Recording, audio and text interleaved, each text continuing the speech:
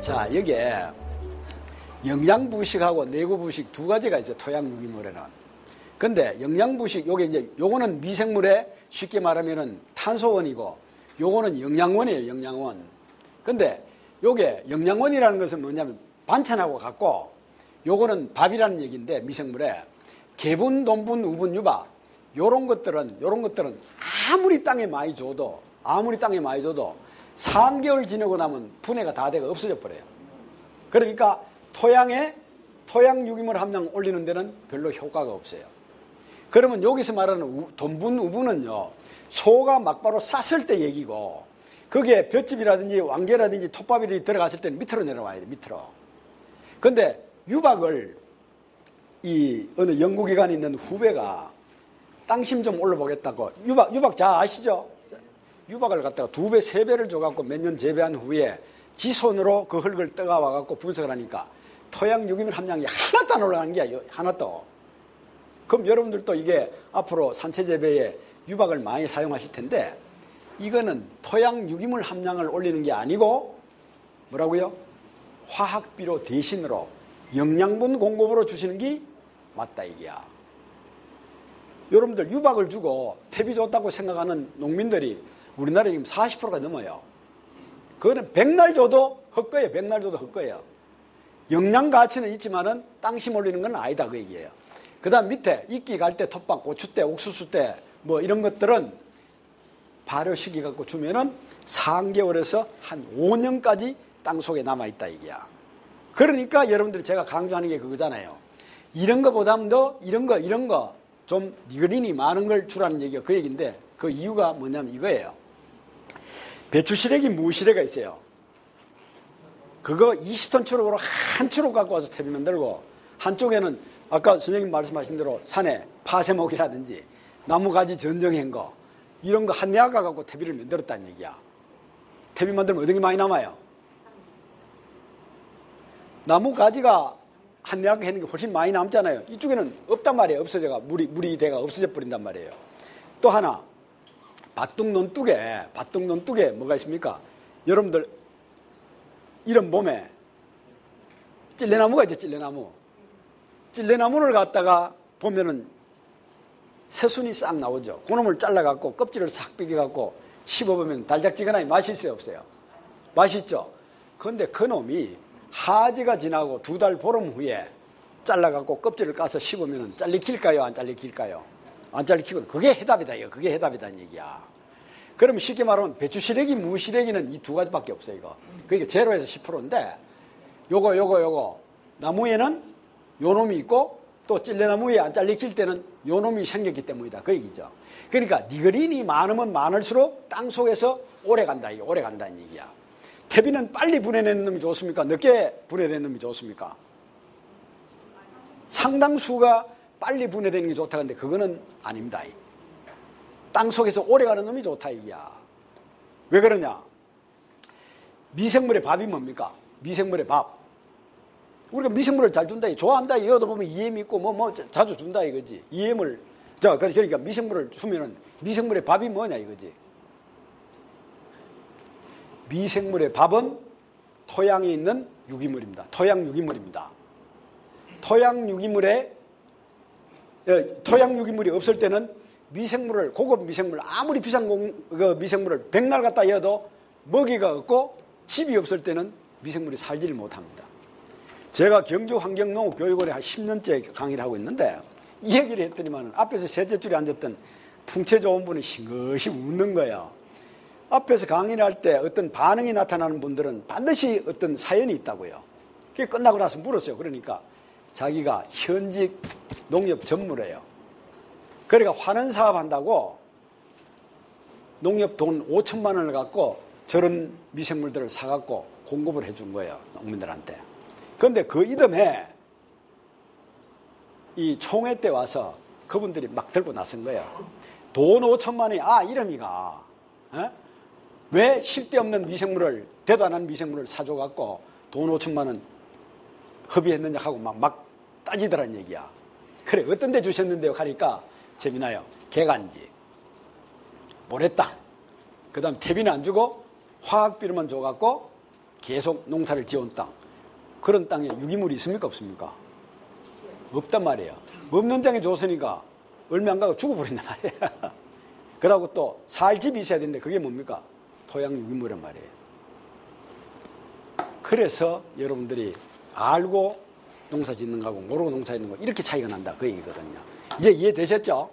예. 그러니까 니그린이 많은 게 땅속에서 오래 가야 된다, 오래 간다. 그런 퇴비가 좋은 퇴비다. 이런데 볏짚 퇴비하고 보리집 퇴비하고 어떤 게 오래 가겠어요? 보리집, 볏짚. 그래요?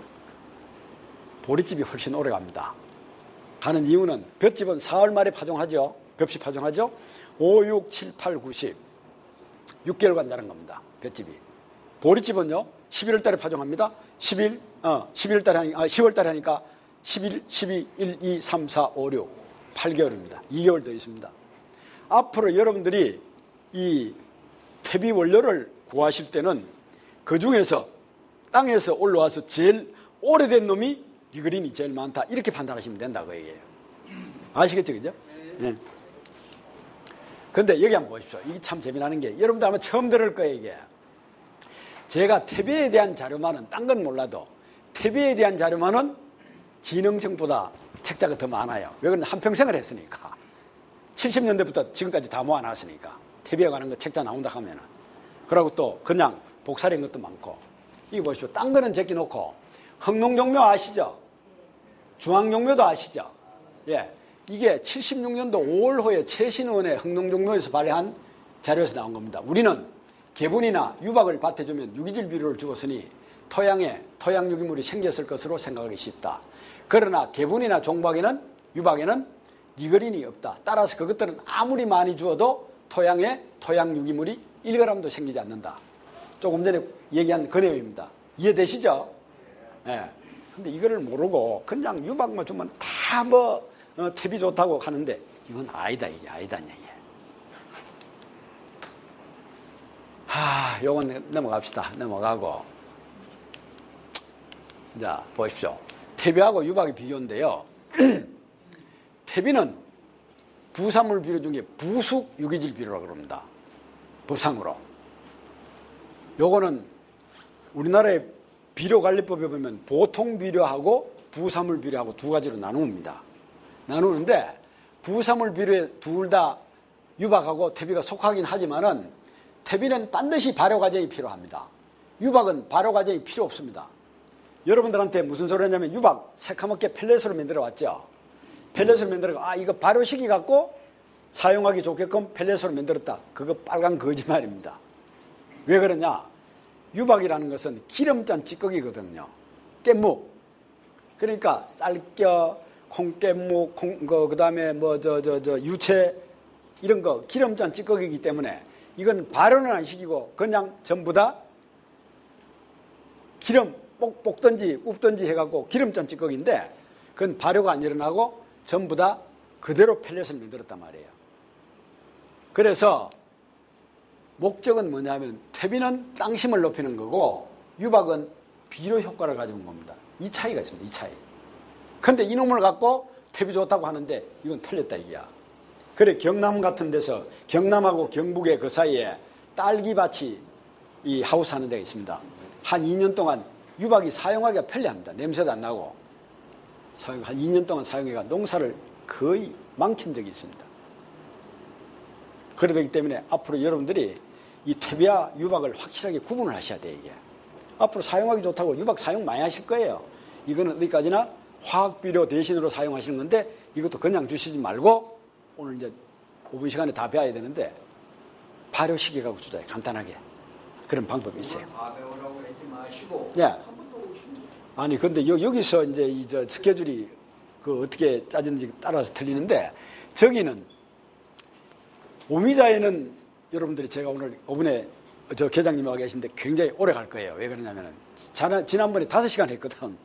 근데 여러분들 오늘 4시간이란 말이에요. 근데 이제 다음번에는 아마 오미자에 와갖고 한 6시간에 7시간, 8시간 이렇게 갈지도 몰라요. 왜 그러냐 하면은요, 이게 40시간짜리를 오늘 4시간에 하려고 그래. 내가 지금 바쁜 거예요, 지금. 그렇다고 해서 다음에 여러분들하고 약속이 된 것도 아니고, 그러니까 왕김에 다 해주고 가야 되니까 바쁜 거예요, 지금. 자, 보세요. 볏집 100을 퇴적했을 때 완전 부식이 되는 게 10.8%인데 왕개가 12.8%예요. 보리집이 13.2%인데 톱밥은 48.5%예요. 이 말은 무슨 얘기냐면 톱밥 한 짐하고 볏집이나 왕겨, 넉짐 반하고 똑같다는 얘기예요. 그래서 기왕 여러분들이 할 것 같으면 부재료 다 똑같으면 주재료를 볏집보다도 톱밥이 2배 이상 비싸요, 지금. 비싸지만은 이걸 만들어 갖고 잡아 이었을 때 보비력, 비료를 품고 있는 게 볏집보다 7배가 높아요. 그 다음에 땅속에서 4배 이상 오래 가요. 그래서 하라는 거지. 저도 여러분들한테 쉽게 구할 수 있는 거, 주위의 것, 그거는 기본적으로 가르쳐 드리는데, 톱밥 태비만 만드는 방법만 아시면 딴 거는 그대로 대입만 하면 된다. 응용만 하면 되는 거예요, 응용만. 근데 어떤 분들은 톱밥 태비 많이 디빌라 그래 힘들어 그러는데, 명품이 하루아침에 만들어집니까? 진짜 백이 효과를 보시려면 니그린이 많은 걸 하셔야 된다. 그 얘기거든요, 지금. 이게 호기성 발효, 현기성 발효, 이거는 아까 뭐 잠시 얘기가 됐으니까 구체적으로 제가 설명을 안 드릴게요. 넘어가고. 왜 톱밥 퇴비뿐만이 아니고 모든 퇴비에 고온으로 온도를 올리라 그러느냐? 이유가 이겁니다. 아까 뿌리 동글동글하게나 썩게 하는 거 있죠? 선충. 그거는 퇴비의 온도가 50도씨 이상 올라가면 거기에 다 죽어버립니다. 죽어버리는데 이게 현기성 발효를 시킬 때 퇴비에서는 온도가 50도 이상 안 올라갑니다. 안 올라가면은 야들이 그 속에 정식이 됩니다. 오히려. 정식이 돼갖고 그 속에 많이 생겨있다 이거죠. 그 다음에 다수식물의 병균들도 그 속에 더 많이 생깁니다. 퇴비의 생명은 뭐라 그랬습니까? 고온으로 몇 분 디벼주고 하는 것 같으면 올라갈 때 60도 이상 되는 것 같으면 좋은 균, 나쁜 균, 좋은 충, 나쁜 충 동시에 다 죽여버리는 거야. 죽여버리고 몇 번 디비고 난 뒤에 후숙 단계에서 40도에서 50도가 될 때 좋은 균들이 생겨갖고 정착을 하게 되는 거예요. 그러면 이놈들이 땅 속에 들어가서 나쁜 균들을 억제를 하거나 잡아먹거나 이런 메커니즘을 갖다 준단 말이에요. 근데 이건 온도가 안 올라가고 현기성 발효를 시켰다. 퇴비는 할 때는 어떤 문제가 생기느냐? 이 속에 나쁜 균들을 길러갖고 넣어주니까 병충해를 더 하겠습니까? 적게 하겠습니까? 더 한다 이게야. 그게 문제다. 그게 문제다는 얘기야.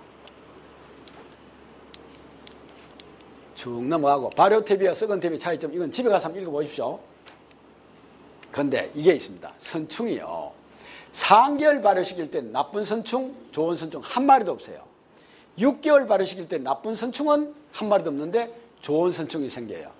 그래서 퇴비는 3개월 이상 띄하라는 얘기, 이게입니다. 이 자료는 대한민국 어디도 없어요. 이거 외국 책에도 없어요. 제가 이걸 퇴비를 계속 하면서 이게 없기 때문에 제가 의뢰를 해갖고 찾아낸 자료예요. 이게 굉장히 중요한 거예요. 이게 찍었습니까? 그 다음에 방성균의 차이, 이건 시간이 없으니 넘어가는데, 토양 소독을 하면은 첫 해는 들어요. 둘째는 아예 안 들어요. 60%밖에 안 들어요. 셋째는 아예 안 들어요. 소독하면 3년은 그 땅은 죽은 땅 대포로 말아요. 이거는 무슨 얘기냐 하면은 톱밥 오븐퇴비를 주고, 두 번째는 톱밥 오븐퇴비에 소독을 하고, 그 다음에 소독을 한 후에 톱밥 오븐퇴비를 주고, 4번은 소독만 하고, 5번째 무처리하고, 5가지를 똑같이 처리했어요. 외류의 만활병, 이 줄기가 착착착 갈라난 것처럼 되는 병이 만활병이에요.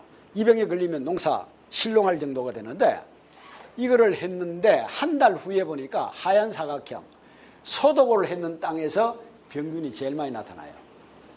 제일 적게 나타나는 게 어떤 게냐? 하얀 삼각형. 뭡니까? 하얀 삼각형 뭡니까? 톱밥 오븐 발효 퇴비를 준 땅이 병균이 제일 적더란 얘기예요. 이런 실험, 이게 일본 원예 학회지에서 제가 따온 겁니다.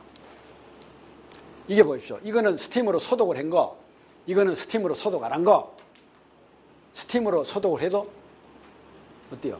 소독만 하면은 땅이 좋은 균, 나쁜 균, 좋은 충, 나쁜 충 다 죽여버린다는 얘기야.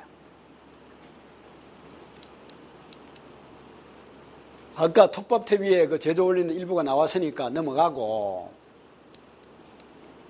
이거 보십시오. 이 말은 무슨 얘기냐면 독소 얘기가 나오는데, 요거부터 설명할까? 생톱밥을 주면 안 되느냐? 이런 얘기가 나와요. 생톱밥을 주면. 그게 아니에요. 이게 용토는 흙 70%에다가 목재, 이거는 생톱밥, 나무 껍질, 이런 걸 이제 삼을 섞었어요. 섞었는데 지상부하고 지하부, 위에 자라는 거, 밑으로 뿌리 자라는 거 보니까 아무것도 안 섞은 걸 갖다가 100으로 봤을 때 이게 지상부가 밀을 파종을 했어요. 밀 파종을 했는데 제일 적게 나는 게 여기네. 59%밖에 안 자란 거예요. 100이 돼야 되는데 기본이 더 크거나 이래 되는데 59%. 41%가 독소 때문에 안 자라더라는 얘기죠. 이건 지상부. 지하부가 얼마냐? 요건 제일 적이 41%짜리네요. 59%가 뿌리가 적게 내리더라는 얘기지. 이게 뭡니까? 독소 때문에. 독소가 아까 얘기한 탄닌산이라든지 리그린산, 텔빈, 송진 이런 것들 때문에 안 되는 거예요, 이게. 그래서 이것들은 전부 다 어떤 문제를 일으키느냐? 종자의 발화저해, 유식물, 어린 식물의 기형, 잎의 뒤틀림, 엽록소 결핍, 뿌리의 갈변, 생육 불량 등의 장애가 있는 경우 이런 문제다 이 얘기죠. 그래서 이놈을 이제 없애야 되는데 없애는 방법은 아까 말씀드렸죠. 독소를 없애는 방법은 3가지가 있어요. 첫째, 끓는 물에 끓인다든지, 두 번째, 석회 같은 거 씻어내야 되는데 그 짓을 대량인끼리 뭐 한단 말이에요. 그럼 어떻게 하느냐? 고온으로 떼어보고, 고온으로 퇴비를 할 때. 뭐 쉽게 말해서 60도씨 이상에서 한 달 정도만 고온이 되면은 그게 다 없어지는 거야. 그런데 만약에 여기에 버섯 재배를 하시는 분이 친구분들이 계신다 할 것 같으면은 그분들한테 좀 전화를 하셔갖고 친해 놓으세요.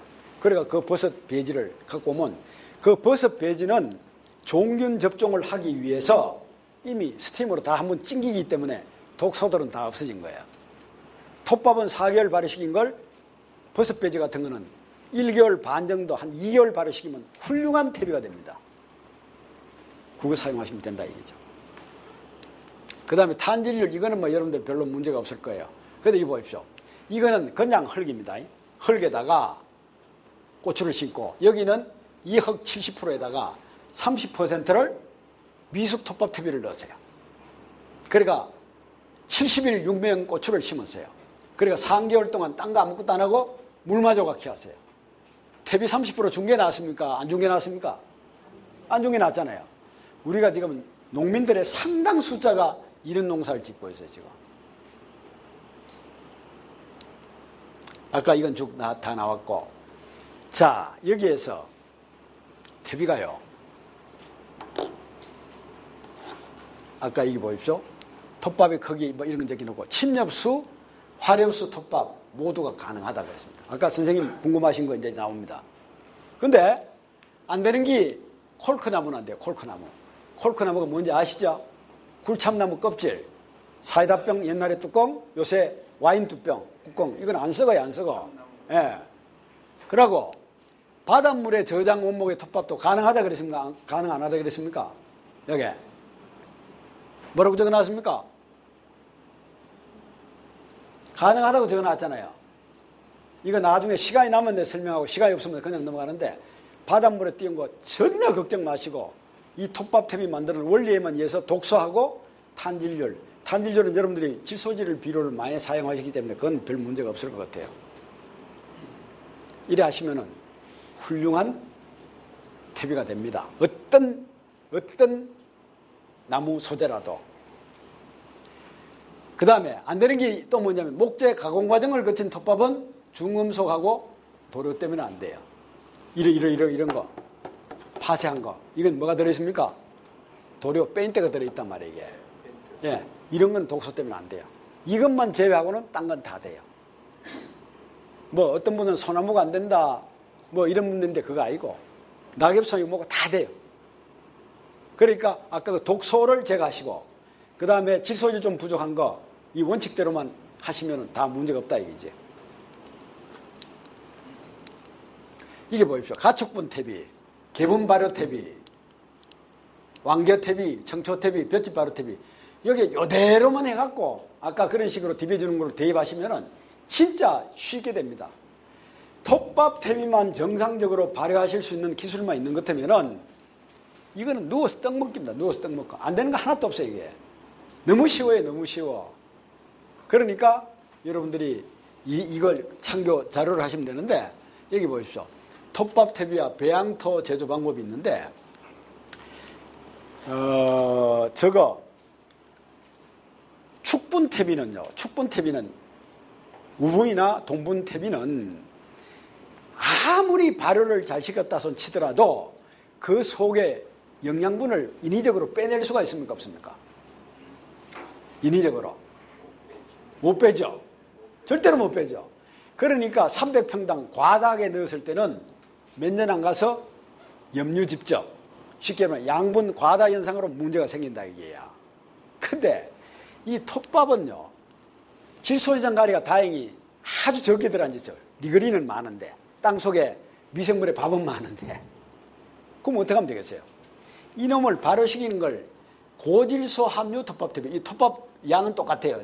요 개분이라든지 딴 부재료를 많이 넣고 중간으로 넣고 적게 넣고 이렇게 해서 조절할 수가 있어요. 조절할 수 있어요. 그럼 쉽게 말하면 내 땅에 영양분이 많다 이럴 때는 저질소 함유 톱밥 퇴비를 만들어가고 잡아넣고 내 땅에 영양분이 적다 할 때는 고질소 함유 톱밥 퇴비를 만들어가고 이래갖고 시설 하우스를 하시더라도 담보당 3톤씩 이런 식으로 만들어갖고 잡아 넣으시면은 여러분들 평생 아니고 후대까지 연작이 가능한 거예요. 이게 노하우입니다. 미국, 일본, 구라파, 한국의 대농들, 성공한 분들, 연작피해 성공한 분들 다 이런 원리거든요. 그 여러분들이 오늘 이제 기초는 제가 정보를 드리고 가니까 활용해 보시면 대부분 안다 이거지. 그럼 제가 얘기할 때 만약에 여러분들이 3,000평 농사를 짓는다. 다 그렇게 하시지 말고 한 100평이라도 제가 제시한 대로 해가지고 딱 해보시라는 얘기지. 한 1, 2년 해보고 나면 이게 되네 그럴 때는 전체로 확산하시는지 그렇게 해보시라 그 얘기지. 안 되는 걸 제가 얘기해 드리는 거 아니거든요. 제가 지금 연작 피해 하는데 계속 가서 이제 뭐 몇 번씩 가지고 근데 퇴비 만드는 붐이 이제 다시 일어나요. 참 좋은 현상이에요. 이게 실습이란 말이에요. 톱밥 갖다 붓고 요소 갖다 붓고 뭐 이런 식으로 해갖고 이제 쭉 만드는데 요거는 시간이 없으니까 넘어가고 제가 마지막으로 또 말씀드릴 게 또 뭐냐면 이게 있어요. 우리나라 지금 퇴비 공장에서 나온 걸 여러분들이 이제 구입해서 사실 게 많단 말이지. 이 구이나 이런 데서 지원을 많이 줄 거란 말이에요. 퇴비. 그럼 자 여기에서 섞어갖고 3일에서 한 일주일 여기로 와서 교환을 합니다. 이러면 온도가 올라가니까 여기서 한 10일에서 15일 합하면 20일에서 한 25일 돼요. 그 다음에 어디로 와야 돼요? 여기로 와야 돼요. 여기로 와서 한 20일에 한 번씩 뒤적여 주면서 후숙을 시켜야 돼요. 근데 우리나라는 요것을 요 와갖고 요 얻고 막바로 포장해가 나와버리는 거예요. 그러면 이게 진도에서 찍은 건데 3일 전에 퇴비를 갖다 놨는데 손을 넣으면 따끈따끈한 거야. 그러면 뿌리가 데이면 뿌리가 상할 수 있다는 얘기입니까? 없다는 얘기입니까? 상할 수 있다는 얘기잖아요. 그래서 퇴비는 제일 좋은 게 뭐냐면은 여러분들이 직접 집에서 이 원칙에 입각해서 만드시는 거 이게 1등 퇴비. 그러니까 이 사람아 인건비도 비싸지만 인력도 없고 장소도 없고 나는 못 만든다. 딴 방법 대라. 그럼 이제 이거 사가 와서 저 밑에 5만 원 이상 되는 데는 뜯어갖고 다시 재면은 온도가 쫙 올라가요. 후숙을 2, 3개월 동안 식이는 거야. 그게나 이기나 똑같지. 그 짓을 어째 나는 뭐 한다. 이럴 수도 있단 말이에요. 근데 여러분들이 앞으로 평당 3, 4만 원 이상 한 4, 5만 원 될 때는 이 방법도 괜찮아요. 갖고 와서 뜯어갖고 다시 재는 거예요. 근데 아까 그 포크레인 퇴비 만드는 거 비싸게 치는 거 있죠? 절대 아닙니다. 3년 전에 20kg에 1200원 치더래요. 그 친구 만드니까. 3년 전에 만드니까. 여러분들이 지금 아무리 싸게 싸도 2,000원 이상 주셔야 될 거예요. 정부 보조 받아도. 그런데 여러분들 만드는 만큼 좋은 거 아니란 말이에요, 그게. 그러고 그럼 두 가지 나왔죠? 다시 뜯어가는 거. 그거 뭐한다. 딴 방법 대라. 이거를 미리 한 6개월 전에 사가 오셔갖고 비닐하우스 비 안 맞는데 밑에 갖다 놓고 그냥 두시지 말고 쇠꼬쟁이 있죠, 쇠꼬쟁이. 쇠꼬 창살처럼, 예, 창살처럼 만들어갖고 한 포대기에 구멍을 4개 정도 뚫어보세요. 크게. 이래 굵은 거 갖고 푹푹 뚫어 놓는 거야. 공기가 들어간 곳은 한두 달 지났는데 이렇게 보면 하얗게 미생물이 많이 피가 있는데 공기가 안 들어간 곳은 무슨 냄새가 날까요? 시궁창 냄새가 납니다. 그러니까 어떤 분은 또 이런 얘기를 해요. 이 강사 양반 그거 보니까 바늘구멍처럼 포대기에 뚫혀있는 게 한 10개 정도 있는데 있던데 이렇게 하거든요. 그거는요, 가스가 나옵니다. 퇴비포대 속에서 가스가 나오는데 포대기를 재일 때에 어때요? 배가 불룩하면 싸우면 어때요? 넘어지잖아요. 그걸 예방하기 위해서 구멍을 뚫어놓은 거지 바깥에서 안쪽으로 공기는 절대로 안 들어갑니다. 그러니까 구멍을 뚫는 거 그것도 안 된다. 딴 방법 대라 할 때는 이거 이 회사에 전화하면은 공짜예요. 흑살린 골드 하는 게 있는데 이런 게 나오는데 이건 비싸요. 2kg에 한 15,000원에서 2만원 가격이 비싸고 이놈을 갖고 발효태비를 만들어 놓은 게 있어요. 균배양책 하는 거. 유박 가격 정도 돼요. 8,500원짜리. 이놈을 사서 이거 한 포에다가 아까 그거 미숙태비 한 20포 정도 같이 뿌려주는 거. 그게 그나마 제일 나아요. 이 4가지밖에 내가 태비 37년 정도 되는데 찾아낸 게 그것밖에 없어요. 참고로 하시라고요. 근데 어디가 이렇게 이런 식으로 갖다 붓는데 이거는 풀도 안 나. 땅 베리는 겁니다, 이거는. 외국을 갔어요. 코쟁이들한테 우리 한국은 인건비도 비싸고 고령이고 태비 만들기 참 힘들다. 너 나라는 어떠노가 이렇게 씩 웃으면서 하는 얘기가 무슨 얘기겠습니까? 너 나라 인건비가 비싸나 우리나라 인건비가 비싸나 이렇게 하더라고. 어느 나라가 비싸겠어요? 미국이 아직 3배 이상 비쌉니다. 3배 이상. 그래서 하는 얘기가 이 얘기를 하더라고요. 해마다 없어지는 토양 유기물 아까 보셨죠? 300평당 얼마 하는 거 있잖아요. 그 유기물만큼 없어지는 토양 유기물만큼 이 토양 유기물을 땅 속에 넣어주지 않는 이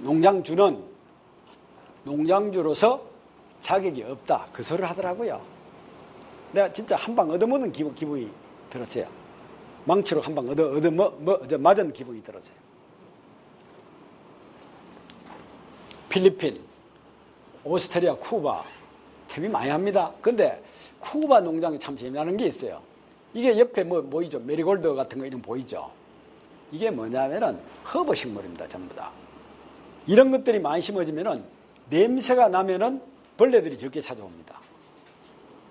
벌레들이. 앞으로 여러분들이 시설하우스를 하신다 할 때는 옆에다가 개박하라든지 그 다음에 어성초라든지 이런 거 많이 심어 보십시오. 예? 예, 바질도 많이 나죠. 아까 오늘 뭡니까? 그 두더지 관계 얘기를 못 하겠는데 아까 다움이나 구글이나 그 다음 네이버에 들어오시면은 제 이름을 석자를 치시면 쫙 밑에 가면은 두더지 잡는 법하고 그게 밑에 나오는 게 있을 거예요. 그 13가지를 찾으시면 돼요. 근데 어성초를 갖다 심어 놓으면 두더지는 안 옵니다. 냄새를 싫어하거든요, 인마들이. 그러니까 여러분 참고로 하시고, 여기 마늘 재배를 하시는 분이 있다 할 것 같으면은 마늘 재배의 제일 문제가 뭐냐면은 고자리파리 때문에 안 돼요. 고자리파리가 뭔지 아시죠? 이렇게 올라올 때 줄기에 자잘한 벌레들이 생겨 톡톡 꼬꾸러진단 말이에요. 그거 예방하는 방법이 아주 쉬워요. 원래는 이게 완숙태비를 사용하면 이게 안 생겨요. 안 생기는데 그거보다 더 쉽게 할 수 있는 방법이 300평당에 천일염 있죠. 천일염. 소금 30kg 플러스 그 다음에 유황 있죠. 요새 법조 유황 하는 거 독 빼는 유황이 있어요. 10kg. 30 플러스 10하면 몇 킬로입니까? 40kg죠. 이거를 여러분들이 마늘 심을 때 300평당에 뿌리고 이 퇴비하고 비료하고 주고 갈아엎어가고 하시면은 역병, 탄저병, 고다리팔이 해결됩니다. 해결되고 고추에 적용했을 때는 역병이 잡히고 두더지도 효과를 좀 볼 수가 있습니다. 이런 것들은 나중에 딴 분들한테 배우세요. 딴 분들, 나는 토양 관계만 강의하려고 왔고, 딴 분들은 또 이제 식물 생리하고 병충해 관계 강의한 분들한테 들으셔야 되지. 내가 딴 사람 것까지 미리 해버리면 재미가 없잖아요. 이게 또 안 들어가. 이거 사용하시는 뭡니까? 효과는 집에 가서 한번 보시고, 이게 보세요. 이게 LA입니다. LA인데 이 속에 야들이 들어앉아 있습니다. 작물 잘 돼요. 제가 1년에 미국을 한 두세 번씩 갈 때도 있고 뭐 한 두 번, 한 번 이렇게 가는데 보십시오. 이거는 일본이죠. 이거는 일본입니다. 이 발자국입니다. 이 양배추를 심었는데 결주가 없어요. 5kg 이상짜리가 굉장히 좋아요. 그 다음에 멀칭을 만약에 여러분들이 이렇게 하신다 할 것 같으면 가뭄 피해, 풀 뽑기는 누워서 떡 먹기예요. 이런 멀칭을 이게 도미 많이 들어갈지 해놓는다 할 것 같으면 손을 갖고 풀을 뽑아도 될 정도로 되는데 뭐 여러분들 이렇게까지는 안 되실 거예요. 이게 한 20몇 년 전에 갔는데 발이 푹푹 빠져요, 이게. 그런데 이 뒤에 끼 뭐냐면 저거예요. 녹차 10g에 그 당시에 10만 엔을 하더라고요. 10g에 10만 엔. 어때요? 우리나라 돈으로 100만 원을 하던데, 100만 원. 팔린 데가 사가는 사람이 있습니까? 그러니까 사간다 얘기야. 그때 당시 인터넷 주문, 그 다음에 전화 주문해갖고 순서대로 가져가고 또 주문 들어오면은 그 다음에 생기면 또 주고. 1번 과죠, 1번 엽이죠. 된다, 이게. 이걸 보고 우리나라에서 도입한 게 뭐냐면 강선홍이 그래, 강선홍. 민성규 청장 있을 때. 대량으로 많이 짓는다고 좋은 게 아니고 적은 면적에서 할 수 있는 노동력 갖고 해가 고품질 비싸게 받는 거. 그게 강선홍이란 말이에요. 이런 데서 아마 착안한 것 같아요. 91년도에 6.2 골프장을 한국에 도입해 보겠다고 이분들 데려가서 했는데 그 당시에는 한국에 이만한 받아들일 자세가 안 돼 있다. 소득이 떨어졌는데 아마 지금은 될 거예요. 이게 세계는 지금 이 친구가 KBS 부장 PD인데 데려가서 3번 정도 이걸 만들어 왔어요. 이제 찍어 왔어요. 3회 분량. 요거까지 하고 마치도록 할게요. 고맙습니다.